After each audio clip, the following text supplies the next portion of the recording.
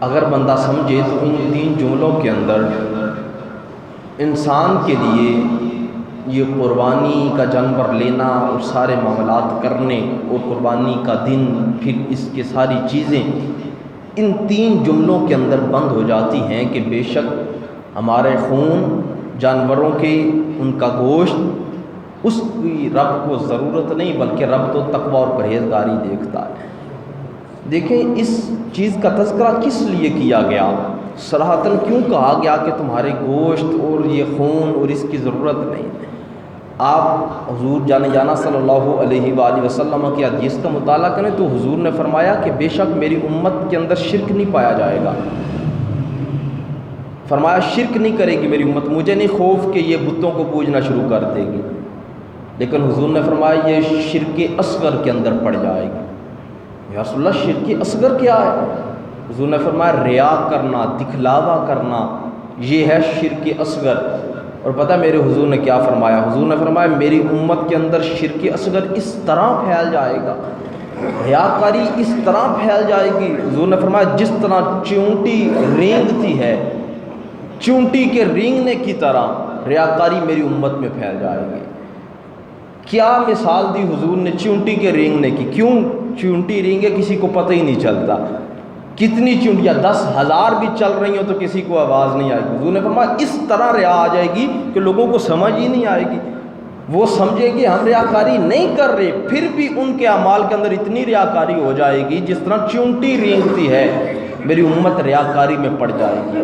اور پھر فرمایا جو ریاکاری میں پڑھ کر کوئی بھی نیکی کرے گا، کوئی بھی نیکی کرے گا، نماز ہے، حج ہے، روزہ ہے، زکوٰۃ ہے، قربانی ہے، صدقہ ہے، کوئی بھی نیکی کرو ریاکاری آ جائے، فرمایا وہ رب کے ہاں کسی کام کی نہیں۔ حضور جانا نے مثال دی، حضور نے فرمایا قیامت والے دن نہ رب کے حضور ایک بندے کو پیش کیا جائے گا، وہ عالم دین ہوگا۔ میں اپنے شعبے سے سٹارٹ کرتا ہوں نا تاکہ کسی کو اعتراض نہ، عالم دین ہوگا۔ جب رب کے حضور پیش کیا جائے گا تو رب فرمائے گا بتا میں نے تجھے ذہن دیا تھا کہاں استعمال کر کے آیا ہے؟ تو وہ عرض کرے گا اے مالک و مولا کیا تجھے نہیں پتا کہ میں بہت بڑا عالم بن گیا تھا، میرے کتنے مدرسے تھے، میرے کتنے مراکز تھے، میں نے کتنے لوگوں کو دین پڑھایا، میں نے کیا کچھ کیا، زمانے میں میرا ڈنکا کتنا تھا، شورا کتنا تھا۔ اللہ عزت فرمائے گا ہاں مجھے پتا ہے کہ تو عالم دین بنا، تو نے بڑے لوگوں کو پڑھایا، تو نے بڑے مراکز بنائے، بڑے بڑی درسگاہیں تو نے بنا لی، بڑا کچھ تو نے کیا، لیکن لوگوں کی آنکھوں میں تو جھول تو پھینک سکتا ہے، پر مجھے تو پتا ہے نا تیری اصل میں نیت کیا۔ تیری نیت ہی شروع سے یہ تھی کہ تو عالم دین بنے گا اور زمانے میں تیرا بڑا شہرہ ہوگا، لوگ بڑی واہ واہ کریں گے، بڑی عزت کریں گے۔ فرمایا وہ دنیا میں تجھے عزت بھی مل گئی، لوگوں نے واہ واہ بھی کر دی، سب کچھ ہو گیا، اب تیرا قیامت والے دن میں کوئی حصہ نہیں۔ فرمایا کہ ایک شہید کو کھڑا کر دیا جائے گا، اتنے جذبات بلند ہوئے کہ اس نے رب کی راہ میں اپنی قربانی دے دی، خود کو قربان کر دیا، اپنی جان کا ہی نذرانہ پیش کر دیا۔ میرے محبوب نے فرمایا اللہ عزت فرمائے گا ہاں بتا کیا لے کے آیا ہے؟ وہ کہے گا مولا میں نے تیری راہ میں جان دی تھی۔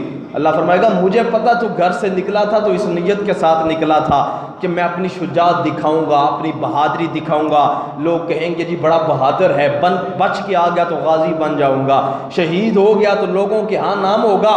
فرمایا کہ پھر ٹھیک ہے تو شہید ہو گیا، لوگوں نے جھنڈا بھی لگا دیا، تختہ بھی لگا دیا، تیرے نام کے ساتھ شہید بھی لگا دیا۔ فرمایا یہ تو دنیا کے لیے تھا نا، آخرت میں تیرا کوئی حصہ نہیں ہے۔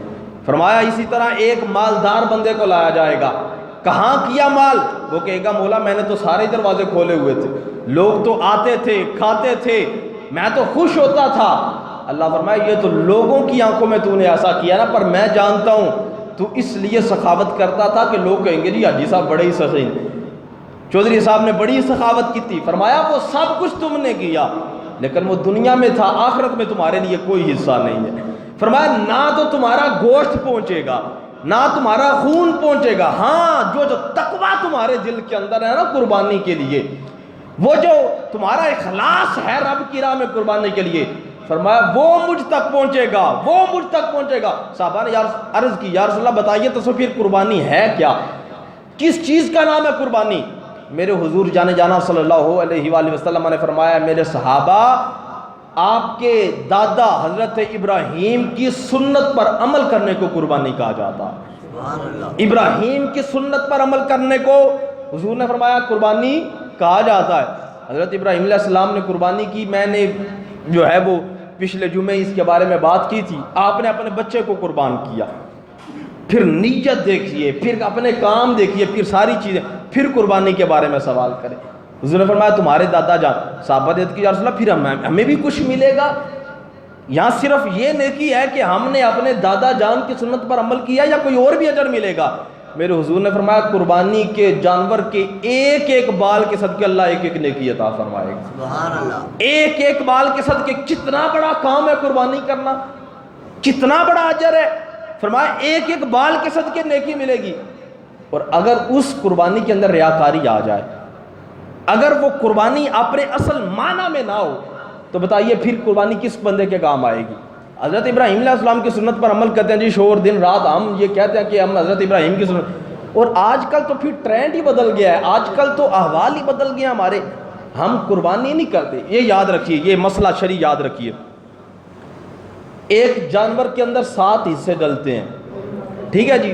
کتنے حصے ڈلتے ہیں جی؟ 7 حصے ڈلتے ہیں ایک جانور کے اندر۔ ان 7 حصوں میں سے کوئی ایک بندہ بھی جس کی نیت قربانی کی نہ ہو، اگر وہ اس میں حصہ ڈال لے گا تو پھر باقی 6 لوگوں کی قربانی بھی ضائع ہو جائے گی، ٹھیک ہے جی؟ اب ہوتا اکثر عموماً ہمارے ہاں یہ بھی ہوتا ہے، اللہ ماشاءاللہ ایسا بھی ہوتا ہے کہ 5-6 بندے ہوتے ہیں، انہوں نے قربانی ڈالی ہوتی ہے تو پھر ایک آدھا حصہ نہیں ڈال رہا ہوتا، پھر وہ چودھری صاحب یا کسی بڑے بندے کے پاس جائیں، بھئی آپ حصہ ڈال لیں تو ہماری بھی قربانی پوری ہو۔ وہ کہتا ہے ویسے بھی میں نے 5-6 بکرے تو لیے ہوئے تھے، قربانیاں ویسے بھی میں نے بڑی ڈالی ہوئی، چلو یہ بھی ڈال لیتے ہیں، گوشت ہی آ جائے گا۔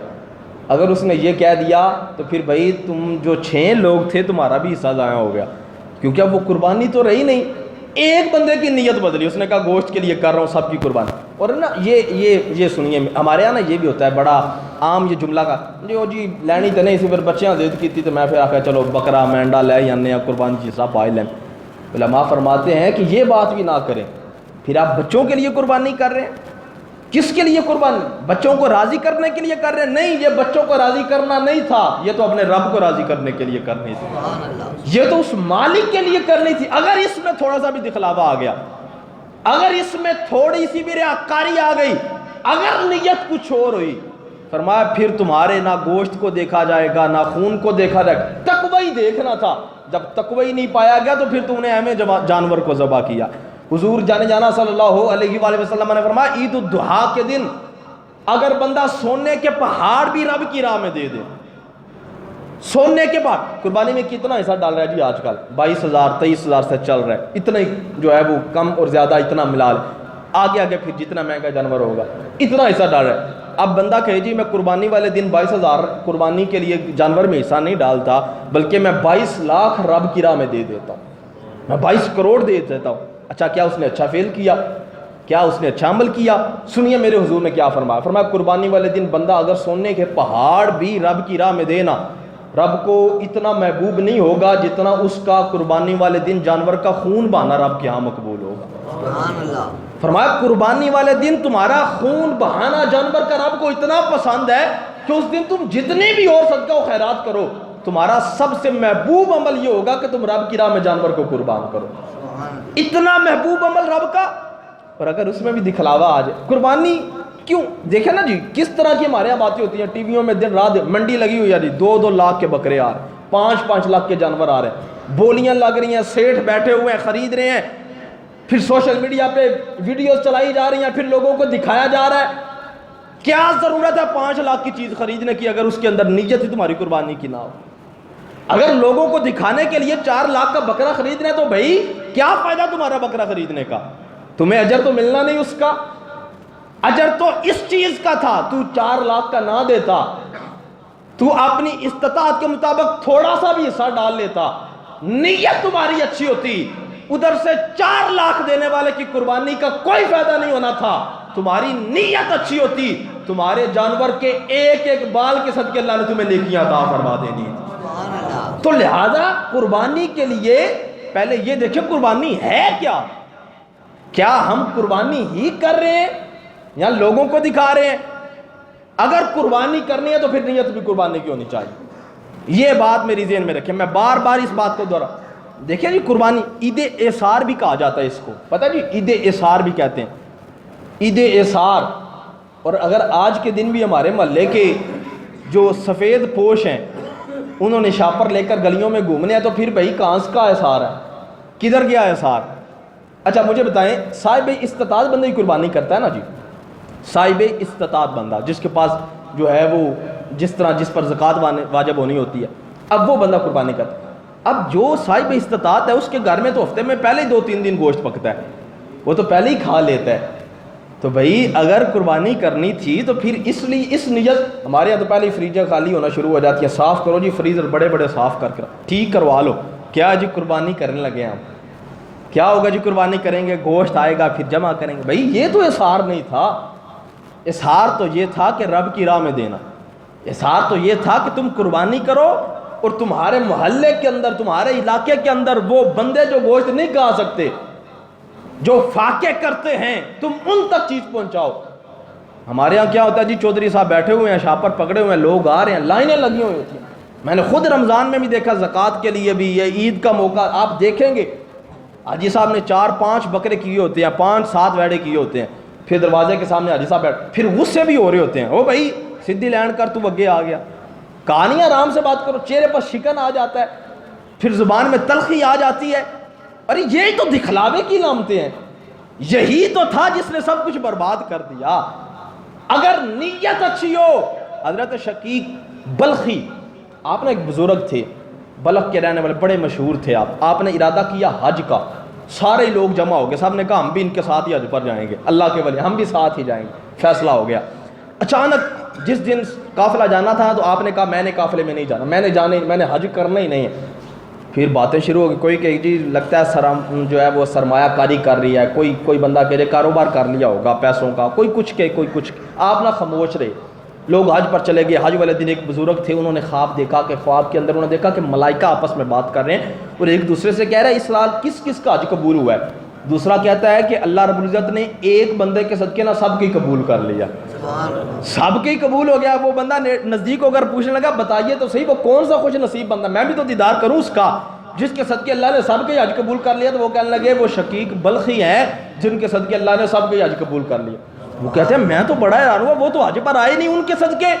کہتا میں نے پتا کیا کہیں یہاں تو نہیں گئے، انہوں نے کہا نہیں جی کوئی نہیں آئے۔ واپس گئے، جا کر پوچھا مبارک ہو آپ کو، آپ کے صدقے سب کا حج قبول کیا ہے، لیکن اس رات سے پردہ تو اٹھائیے، آپ نے عمل کون سا کیا تھا؟ گئے تو آپ اجر ہے کو نہیں، صفا مروہ پر دوڑے ہے کو نہیں، طواف کیا کو نہیں، کس وجہ سے حج قبول ہوا؟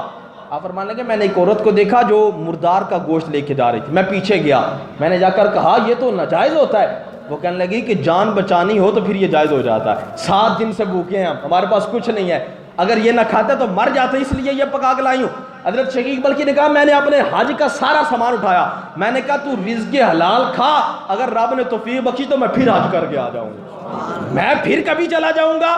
نیت یہ تھی، گئے نہیں ہے، سفر نہیں کیا، طواف نہیں کیا، صفا مروہ پہ دوڑے نہیں لگائی، لوگ لاکھوں روپے لگا کر گئے۔ اللہ نے فرمایا تمہارا حج قبول اس شقیق کی وجہ سے کر رہا ہوں جس کی نیت اچھی تھی۔ فرمایا اس کی نیت اچھی ہونے کی وجہ سے صرف اس کا نہیں تم سب کا بھی حج میں نے قبول کروا دیا۔ اب نیت کتنی دار و مدار رکھتی ہے ہمارے اعمال میں، کہاں تک نیت جاتی ہے؟ نیت وہی ہونی چاہیے کہ میں نے احسار کرنا ہے۔ لوگ نے یہ بھی مسئلہ پوچھتے ہیں، محرم کے اندر لوگ فون کر رہے ہوتے ہیں، آگے سفر میں جا کے پوچھ رہے ہوتے ہیں جی ہم نے سنا ہے محرم میں گوشت نہیں کھانا چاہیے تھا، بتائیں کیا کریں؟ او بھائی خدا کے بندے تو نے محرم تک سنبھال کے رکھا ہوا ہے، ہیں جی یہ سنبھال کے رکھنے کے لیے تھا تمہارے پاس؟ یہ تو رب کی راہ میں قربان کرنے کے لیے تھا، یہ تو تھا کہ سارا اٹھا۔ ویسے تو ہوتا ہے نا جی 3 حصے بنائیں، رشتہ داروں کو دیں، غریبوں کو دیں، پھر اپنے گھر ضرور رکھیں، گھر میں اپنا حصہ ضرور رکھیں، لیکن یہ بھی نہ ہو کہ بھئی قربانی کا گوشت تو مہینہ کھا رہا ہے لیکن تیرا ہمسایہ تیسرے دن ہی وہ پھر فاقے کے اندر شامل ہو، پھر وہ فاقہ برداشت کر۔ یہ قربانی نہیں ہے۔ قربانی کے اصل مطلب کو سمجھیں، احسار کرنا، دینا۔ بھئی اگر آج سفید پوش لوگوں سے بھی میری گزارش ہے، جہاں پہلے دن نکل گیا نا تو یہ دن بھی نکل جائیں گے، کوئی بات نہیں، آپ نہ جائیں در در پر، نہ دروازے پر جائیں، نہ لوگوں سے بھیک مانگے۔ بھئی دیکھو، اور یہ جو رب پہلے تمہیں رزق دے رہا تھا وہ اب بھی رزق دے گا، وہ تو سب کچھ عطا کرنا، لہذا نہ جائے، کوئی نہیں دیتا تو نہ دے، حالانکہ حق یہ بنتا تھا قربانی کی جائے، سارا ہی دے دیا جائے، سارا ہی دے دیا جائے. اگر آپ سارا, یہ بھی مسئلہ شرعی سن لیں, اگر سارا رکھنا جائے تو رکھ لیں بھائی, شریعت میں اس کی ممانت نہیں ہے. آپ سارا گوشت ذبح کریں, خون بھی باہر کسی کو پتہ نہ چلنے, اٹھائیں بکرا پورا, اپنا پورا جانور اٹھائیں فریزر میں رکھ لیں, آپ کے لیے جائز ہے. لیکن یہ بتائیے کہ کیا قربانی کا مقصد پورا ہوا اس کے ساتھ؟ نہیں, قربانی کا مقصد پورا نہیں ہوا. اگر مقصد پورا نہیں ہوا تو بتائیں پھر آپ کے جانور لانے کا, دیکھ بھال کرنے کا, پھر قربانی کرنے کا کیا فائدہ ہوا؟ لہذا اس چیز کو سمجھیں, قربانی والے دن مقصد یہ نہیں گوشت اکٹھا کرنا ہوتا ہے, گوشت جمع کرنا ہوتا ہے, احصار کرنا. ہم نا حضرت ابراہیم کی سنت پر عمل کرتے ہیں. حضرت ابراہیم کی سنت پر عمل کرنا, تو حضرت ابراہیم علیہ السلام کی سنت, حضور نے فرمایا کہ اس امت کے اندر سب سے پہلا دسترخوان, اور پھر فرمایا کہ حضرت آدم سے لے کر قیامت تک سب سے پہلا جس بندے نے مزین کر کے نا, خوبصورت کر کے مہمان نوازی کی تھی, وہ حضرت ابراہیم کی ذات ہے. سب سے پہلے مہمان نوازی مزین خوبصورتی کے ساتھ کرنے والے حضرت ابراہیم ہیں. حضرت ابراہیم جس وقت آپ آگ سے نکلے تھے نا, آپ نے سفر کے فلسطین کی طرف, راستے کے اندر نا آپ ایک جگہ پر رکے تو آپ نا بڑی سخاوت کیا کرتے تھے. آپ کی سنت پر عمل کیا جا رہا ہے نا, آخری بات نہیں, بڑی سخاوت کیا کرتے تھے آپ. بڑی لوگ نا دور دور سے آتے تھے, جس کے پاس کھانا نہیں نہ ہوتا تھا وہ حضرت ابراہیم کے دروازے پہ آ جایا کرتا تھا.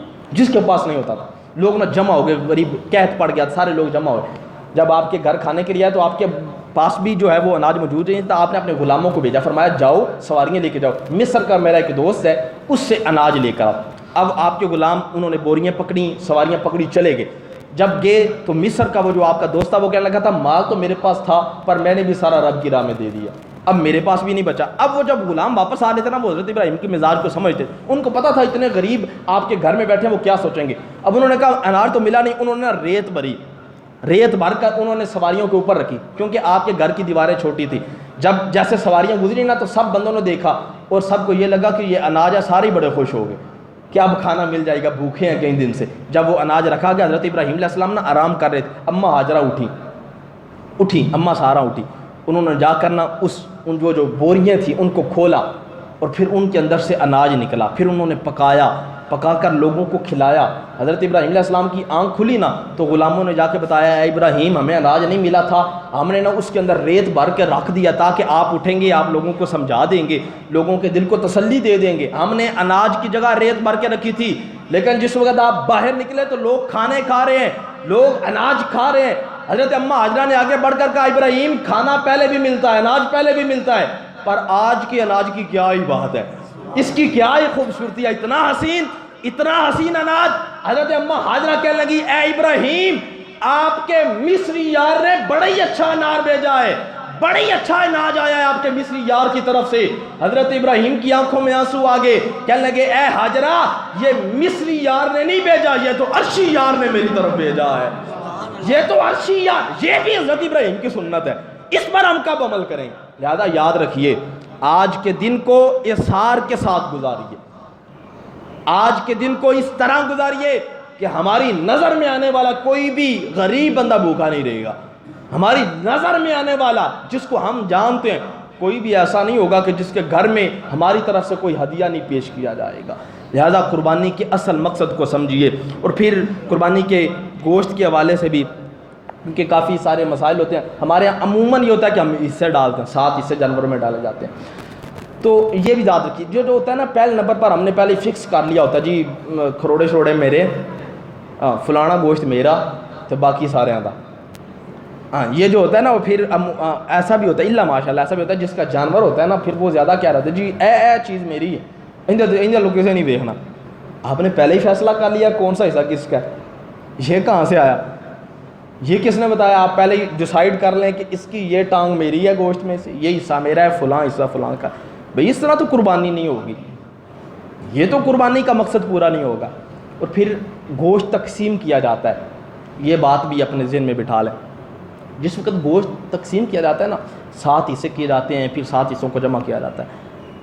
مطلقاً تمام فقہائے کرام کے نزدیک یہ ہے کہ جس وقت آپ جانور کو ذبح کریں اس کے گوشت کو اکٹھا کر کے رکھ دیں, اس کی تقسیم کی باری آپ اندازے کے ساتھ تقسیم نہیں کر سکتے. ٹھیک ہے جی, یہ نہیں ہے کہ اب اگرچہ یہ ہے کہ 7 بندے ہیں, 7 راضی ہو گئے, فلاں بندہ جتنا جس کو دے گا ہمیں قبول ہے, فرمایا اس کے باوجود بھی اس طرح تقسیم نہیں کر سکتے. یہ تول کا ناپ تول کر اس کو تقسیم کرنا ہوگا, اور اسی کے اندر پھر وہ باقی چیزیں بھی آئیں گی, وہ سیری وغیرہ, پھر کروڑے, پھر یہ ساری چیزیں جو خاص لوگ. اور پھر بڑا تعجب ہوتا ہے یار, اتنا بڑا جانور ہوتا ہے, اتنا گوشت ملتا ہے, پھر بھی وہ چیزیں جن کو مکروہ کہا گیا ہم اس کی طرف دوڑتے ہیں. ہمیں وہ مل جائے نا. ایک آدھا بندہ ہوتا ہی ہے جو کہتا ہے مجھے جو ہے وہ چیز مل جائے جس کو مکروہ کہا گیا, ہمیں وہ مل جائے ہم وہ کھا لیں. بھائی جب تمہارے پاس اتنا پاک اور صاف موجود ہے تو کیا ضرورت ہے اس کی طرف جانے؟ چھوڑو اس کو, اس کی طرف جاؤ جس کا رب حکم فرما رہا ہے. اب جس کے بارے میں اختلاف ہے, لوگ باتیں کرتے ہیں, فقہاء نے جس کے بارے میں تعلیلیں کی, کیوں اس کی طرف جاتے ہو؟ یہ یاد رکھیے, تقسیم اس کو برابر کرنا ہے. پھر وہ جو جانور کے خاص حصے ہوتے ہیں, کروڑے وغیرہ, سیری وغیرہ, اس کی تقسیم میں بھی اس بات کو خیال رکھیں کہ وہ بھی اس طرح نہ ہو کہ 6 ناراض ہوں, ایک حاجی صاحب چوک کے لے جاؤں. اس طرح بھی نہیں ہونا چاہیے. اس کو برابر تقسیم کریں, اور پھر اس کو اپنے گھر میں لے کے جائیں, پھر اس کے 3 حصے, پھر اس کو تقسیم کرنا. یہ ساری چیزیں جو ہیں یہ ان چیزوں کا خیال رکھیں قربانی والے دن. اور یہ یاد رکھیں, جس بندے نے اگر وہ صاحب استطاعت تھا اور آج والے دن تک اس نے حصہ نہیں ڈالا تو وہ حصہ ڈال لے, کیونکہ حضور نے بڑی وعید فرمایا ہماری عیدگاہ کی طرف نہ آئے وہ شخص. پتہ ہے ہم کسی سے کہتے ہیں جی ساڈا ساڈی نہیں بندی ساڈے گھر وال نہ آوے, ساڈے بوئے وال نہ آوے, پر وہ پنچایت بھی آ جاتی ہے پھر بھی ہم کہتے ہیں ساڈے بوئے وال نہ آوے. حضور نے فرمایا جو بندہ صاحب استطاعت اور قربانی نہ کرے وہ ہمارے دروازے کی طرف نہ آئے. اچھا مجھے ایک بات بتائیں, ایک بندہ صاحب استطاعت ہو وہ قربانی نہ کرے, حضور اس کے بارے میں فرما رہے ہیں کہ وہ ہماری عیدگاہ کی طرف نہ آئے. اب ایک بندہ وہ صاحب استطاعت, جانور بھی بڑا سا لے, پھر وہ اچھا خاصا جانور ہو, ساری چیزیں اچھی خاصی ہوں, اور پھر وہ دکھلاوا اس کے اندر آ جائے, ریاکاری آ جائے, قربانی کے علاوہ کوئی مقصد آ جائے. اب بتائیں اس کے لیے کیا وعید ہوگی؟ ایک تو وہ تھا جس نے سرے سے ہی نہیں کی قربانی, ایک تو وہ تھا جس نے دال لگانے کی کوشش کی رب کے ساتھ. دال اس نے سمجھا کہ میں دال لگا لوں, بتائیے پھر اس کے ساتھ کیا ہوگا؟ اس کے لیے کتنی وعیدیں ہوں گی.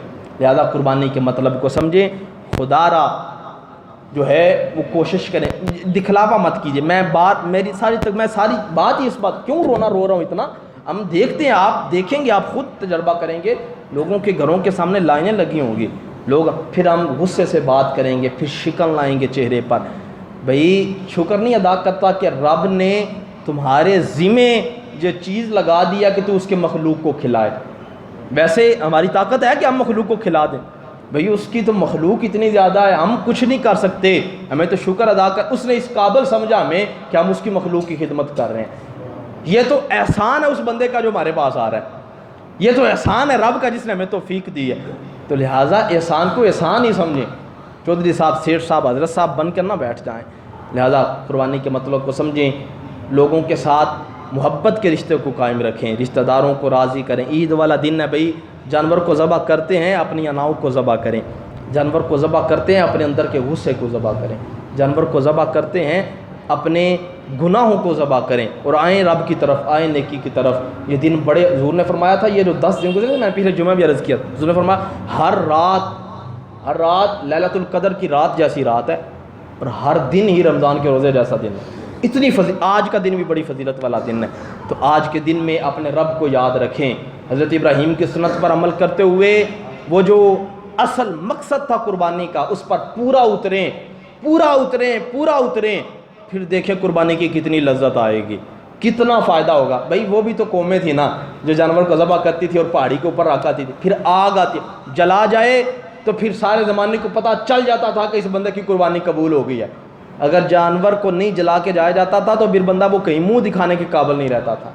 آج ہم پیسہ جہاں سے بھی آ رہا ہے پتہ ہی نہیں ہے, چاہے کسی مقصد کے لیے بھی قربانی کر رہے ہیں, کسی بندے کو نہیں پتہ. سارے لوگ یہی کہہ رہے ہیں کہ اس نے رب کی راہ میں قربانی دی.